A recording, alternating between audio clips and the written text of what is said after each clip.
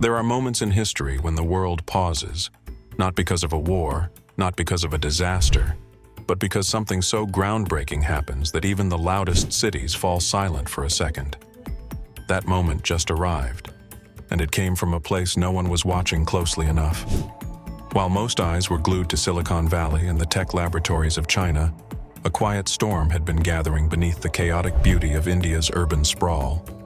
No flashy campaigns, no cryptic tweets, no billionaire showmanship. Just the whir of machines, the vision of engineers, and the determination of a nation that had been underestimated for too long. What India just unveiled isn't just a car. It's not just another electric vehicle. It is a complete redefinition of how the global automotive future is about to unfold.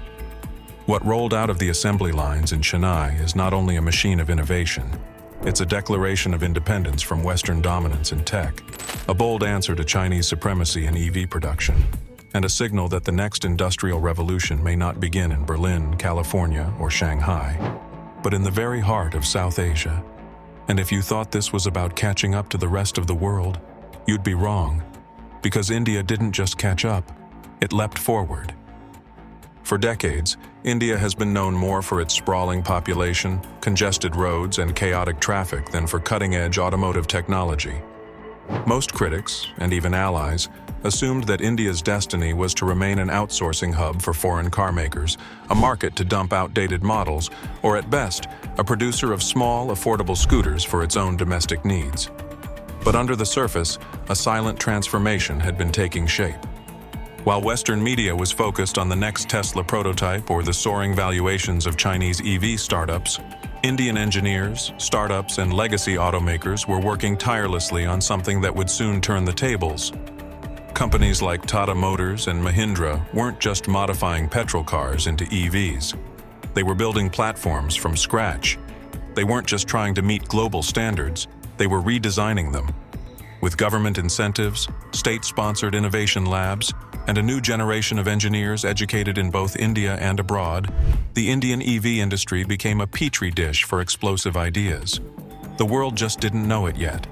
And then came the launch that shattered expectations. A new generation EV, entirely conceptualized, engineered, and manufactured in India, not only ready for Indian roads, but for any road in the world. At first glance, it looks like a sleek SUV, elegant, aerodynamic, futuristic. But what lies beneath the hood is what truly turned heads. The new EV, named the BE6E, features a next-generation solid-state battery with charging speeds that make even Tesla's superchargers look outdated. It boasts a 1,000-kilometer range per charge, an impossible number just 2 years ago, and integrates AI systems that adapt to driver behavior in real time, learning and evolving with every journey. But the most shocking part? This wasn't a concept vehicle. It wasn't a one-off prototype made for auto expos and press headlines. It was ready for production, ready to scale, and ready to be exported to global markets. And it wasn't made in Germany, Japan, or the US. It was made in India, built in facilities that, until recently, were believed to be behind the curve. Equipped with autonomous Level 3 driving capabilities, 5G integrated vehicle-to-infrastructure communication, and a design language that marries minimalism with raw functionality, the BE6E isn't just an answer to Tesla, it's a threat. But how could a country often criticized for its unreliable power, grids, and overpopulated cities become a beacon of sustainable transportation? The answer lies in the invisible infrastructure that India has been quietly building over the last decade. Massive solar parks now power thousands of EV charging stations across the country. Public-private partnerships have created one of the largest EV battery recycling networks in Asia. And thanks to aggressive government subsidies and zero import tax policies for EV components, domestic manufacturing boomed. What Silicon Valley achieved with software, India is now achieving with clean transport hardware. The government's Make in India initiative wasn't just a slogan, it became a framework that tied engineering universities, tech startups, industrial parks, and policymakers together in a single mission. Add to that India's expertise in frugal innovation, creating high-impact tech with minimal resources, and you have a recipe for disruption that no one saw coming. India wasn't just launching a car, it was launching an ecosystem, a philosophy, and perhaps most shockingly of all, a sustainable model that developing nations across Africa, Southeast Asia, and South America are now looking to replicate. When the first international reviews of the BE6E began rolling in, disbelief quickly turned to concern.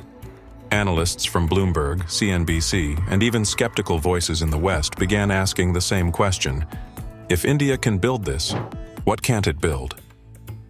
The pricing undercut Tesla by 30%, the software integration rivaled that of Apple's CarPlay and Android Automotive, and the driving range put even the Lucid Air to shame. But the real earthquake happened behind closed doors. Insiders from European automakers allegedly began scrambling emergency meetings. Chinese executives demanded reports on how Indian companies could possibly have leapfrogged entire stages of development. And Silicon Valley investors? They weren't laughing anymore. The threat wasn't that India had made a great car. The threat was that India had figured out how to make it affordable, scalable, and adaptable to global markets without Western dependency. And in an ironic twist of fate, the very countries that once looked at India as a secondary market may now be begging for a seat at its table. When Mahindra unveiled its new Inglo platform, it wasn't just presenting a new chassis. It was signaling a seismic shift in how electric vehicles are engineered in the 21st century. Short for IN for India and GLO for global, the name itself already carried the weight of a strategic vision far beyond local markets. But what truly caught the world off guard was the platform's modular architecture, which allows it to support multiple body styles, from compact SUVs to performance sedans, all while maintaining high energy density, structural rigidity, and safety. What Tesla took years to perfect in terms of battery cooling systems and software integration, Mahindra had silently mirrored with their proprietary battery management system embedded in the Inglo core. Even the vehicle-to-load feature, allowing owners to power appliances directly from their cars, was once a niche capability limited to a few Korean models and is now seamlessly integrated. The world wasn't prepared for an Indian platform that rivaled or even surpassed Western tech benchmarks in such silence, and the ripple effect is only beginning to be felt. Beyond powertrains and sleek designs, the true marvel lies in Mahindra's approach to intelligence. These SUVs are not just electric, they're cognitive.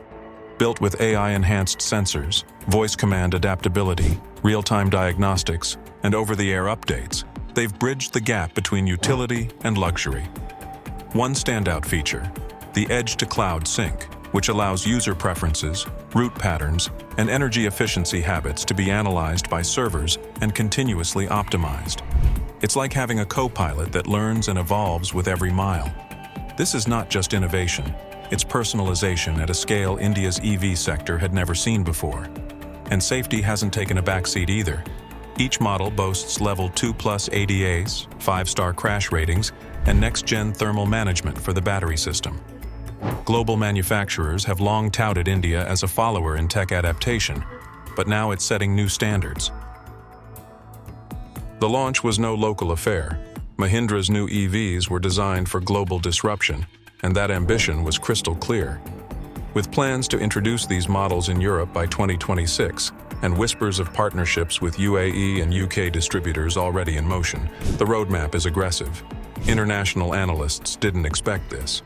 For years, India's auto industry had been boxed into the category of low-cost, utilitarian manufacturing. But this move rewrites that narrative. It's not just the specs or performance, it's the timing. While major competitors are grappling with semiconductor shortages, battery cost surges, and software integration delays, Mahindra is scaling up. Its vertical integration strategy, local lithium partnerships, and dedicated EV-only production plants have insulated it from many of the global setbacks others are suffering. The launch has sent a clear message. The new generation of electric power is not coming from Silicon Valley or Shanghai, it's roaring out of Chennai. As the media scrambled to analyze the shockwave from India, the consequences became clearer. Stock markets responded.